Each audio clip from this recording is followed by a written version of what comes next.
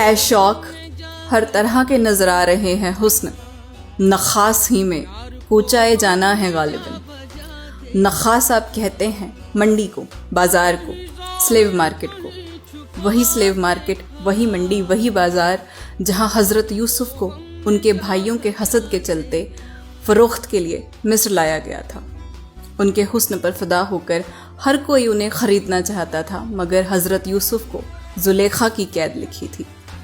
इस कहानी के कई सारे वर्जन जो हैं वो मौजूद हैं, जो कि पंजाबी, अरबी, फ़ारसी और टर्किश में अलग अलग रिलीजियस और कल्चरल सेटिंग्स के चलते तब्दील हो जाते हैं। कुछ किताबें कहती हैं कि ज़ुलेखा ने हज़रत यूसुफ को ख़ुद खरीदा, और कुछ किताबें ये कहती हैं कि हज़रत यूसुफ को ज़ुलेखा के शौहर ने ना सिर्फ ख़रीदा बल्कि गोद लिया। कुछ कहानी साज कहते हैं कि हज़रत यूसुफ ज़ुलेखा के ख्वाब में आते थे। जब हज़रत ज़ुलेखा ने यूसुफ को पहली बार देखा तो उनका इंतज़ार ख़त्म हुआ और एक कमज़ोर लम्हे में उन्होंने हज़रत यूसुफ को अपना बनाने की कोशिश की। आप इस कहानी का कौन सा वर्जन जानते हैं?